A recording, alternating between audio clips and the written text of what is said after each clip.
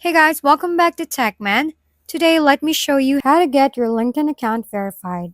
I was updating my LinkedIn profile recently and noticed that some people have the small verification badge next to their name, which instantly makes their profile look more credible.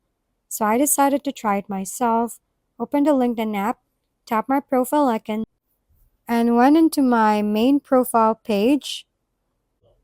Right under my name, there's an option to add a verification badge, so I'll tap that to start the process. LinkedIn then walks you through identity verification, usually through a service like Persona. From there, I selected my country, choose a valid ID, like a passport or driver's license. The important part here is making sure your LinkedIn name matches your ID, otherwise, the verification can get rejected. After that, I took a quick photo of my ID and submitted it. Within a short time, LinkedIn reviewed it, and once approved, the badge appeared on my profile.